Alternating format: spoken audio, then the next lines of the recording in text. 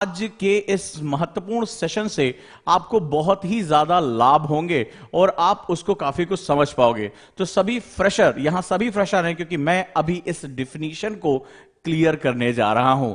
मैंने बहुत ही सोच समझकर एक शब्द लिखा, अगर आप फ्रेशर हैं तो कैसे करें तैयारी। सबसे ज्यादा पूछा जाने वाला प्रश्न है, सबसे ज्यादा क्यूरोसिटी वाला प्रश्न है। यहां पर मैं सबसे पहले आपसे बात करने जा रहा हूं, फ्रेशर किसे कहते हैं। ये फ्रेशर क्या होता है। एक धारणा होती है, सर अभी मैंने मन बनाया है, अभी सर मैं सोच रहा हूं मुझे कैसे करना है, अभी सर मैं जो है वो प्लानिंग कर रहा हूं यूपीएससी करनी है। यहां मैं फ्रेशर इनके बारे में बात नहीं कर रहा हूं। मैं ये मान के चल रहा हूं कि आप यूपीएससी के लिए आपके अंदर जो जज्बा है, जो जुनून है, वो बड़े हाई लेवल पे है। ये सबसे उन लोगों से बात कर रहा हूं जहां वो बेहतरीन काम करने के लिए तैयार हैं।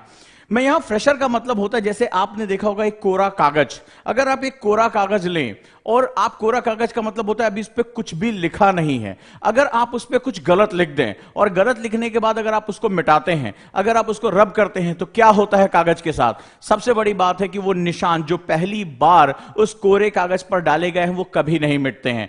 क्यों मैं यहां पर खड़ा हूं, क्यों मैं एक आपसे संवाद करना चाहता हूं, क्यों मैं कम्युनिकेशन करना चाहता हूं, उसका सबसे बड़ा कारण यही है दोस्तों कि आपका जो संवाद है, आपका जीवन इस समय अगर आप तैयारी करने जा रहे हैं, आप प्लानिंग कर रहे हैं, तो आप बेसिकली एक कोरे कागज की तरह हैं। यानी उस कोरे कागज पे अगर कुछ गलत, अगर कोई जो है स्ट्रेटजी आपकी गलत हुई, अगर आपका रास्ता गलत हुआ, आपका कोई प्लान गलत हुआ, तो यकीन मानिए कि आपके जो है वो करेक्शन करने के बावजूद, आपको उसको हटाने के बावजूद आपके जो निशान है वो हमेशा बने रहेंगे। तो यहां मेरे जो फ्रेशर का मतलब हुआ, वो जो अभी अपनी स्ट्रेटजी में कोरा है, वो जो चाहत रखता है अपनी सफलता की इबारत, अपनी जो महत्वपूर्ण परिभाषा डिफिनीशन है, वो अपने सफलता के पन्ने अपनी डायरी में जो है वो लाना चाहता है, उस पर अपनी वो खूबसूरत इबारत लिखना चाहता है। मैं यहां पर वही बात करने जा रहा हूं। अब इस सेगमेंट का दूसरा सेगमेंट है, तो कैसे करें तैयारी।